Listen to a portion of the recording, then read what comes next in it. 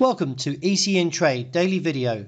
Before we begin, it should be noted that any advice is of a general nature only and that your personal circumstances have not been taken into consideration. Hello everyone, my name is Rob Clayton and thank you for joining me.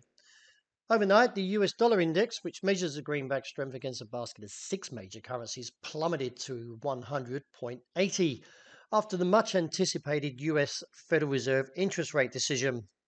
As widely expected, the US Fed's rate-setting Federal Open Market Committee boosted the federal funds for the 8th time by a quarter percentage point, or 25 basis points, as part of its fight against inflation.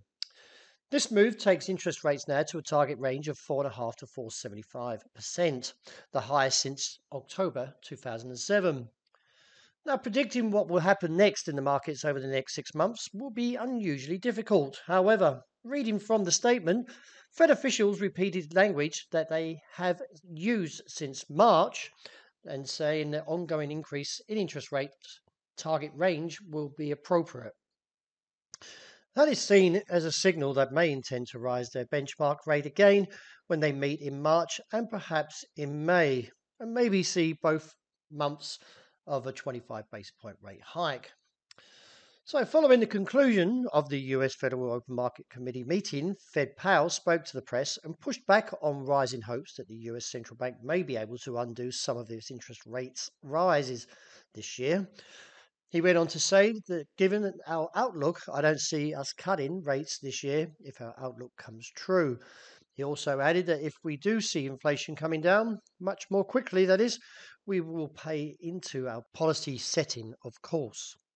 The Federal Open Market Committee unanimously decided to raise rates, and therefore, with the Fed funds being around 4.575, we've got to now keep an eye on other data, with the non-farm payrolls coming out later on Friday. The Fed's aggressive monetary tightening results from record consumer and producer price, which are still hovering around their highest in 40 years, views the annual consumer inflation in the US came in at 6.5% in December, easing from 7.1% in November, while producer inflation dropped to 6.2% in December from November's 7.3%. So when we look at the Australian dollar, we can see that the market has surged to the levels that I was looking, somewhere around the region of 70 to 71.15. And now as we trade around 71.5, does put a bit of a question on whether the market can exceed up towards 72 cents. On the weeklies, we are overbought, and given the fact is that the only other view I can see here is the ADX is getting a little bit overheated as well. But when we come to the dailies, we're seeing a bit of divergence here. So therefore, I'm a little bit cautious at these highs. So if we do see a break of 71.60, let's see if we can progress on to 72 cents, but I think it's going to be whipsawed. And the other factor is with the divergence here, could see a snap back to the downside anywhere to 70 cents. So would rather not hold long positions anywhere around 71.60, and let's see if the market does see the indication from the divergence and move lower. The euro, the market took out the resistant level clearly at 109.4560, and with the dollar plummeting under 101, has given us a little bit more upside, and therefore could actually see a rise on towards 110.70 to 111.30. Quite a strong weekly move here, and therefore, as I say, anywhere up towards 111 is a bit of a key point. And I feel that we might see some good supply coming back into the market. All eyes will be looking towards the ECB rate decision this week. And also we have the Bank of England as well. So there's still much more to view on. And with the dollar yen now plummeting, we can see that the market is challenging the key level, which is at 128.30. In light of the pattern, we might see a rebound from the lows anywhere towards this region of 128.30, but failing to find support, then the next target would be exposed, and that is around 126.75. The pound, not as strong, and it's actually one of the worst performers overnight.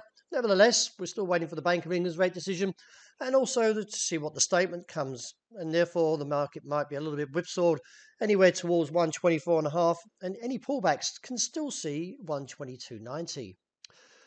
Well, with the market rejecting the 1,900 level in gold, we're finding more support coming in and now reaching this objective, which was at 1,951 to 2. I'd rather sit out from here. I feel the market is a little bit uncertain at these highs, and we could easily see a snap back to the downside, and therefore could see the pullback to at least down to 1,920. As I mentioned, I'm not a ball at these levels. I either would be neutral or look for better opportunities, and that is to see if the market does reject these highs. And looking at oil, well, the market nearly got to its target. That was seen around 75, 70, 90, and therefore still sees a bit more exposure towards the downside, given the fact the technicals are heavy. So I'm still calling that level 75, 70, 90 as a potential objective, and with any gains likely to fizzle out towards 78 to 78.5. Well, that wraps it for the morning. Thank you very much for joining me. And as always, look after the intraday port, and I hope you enjoy the great start to the day.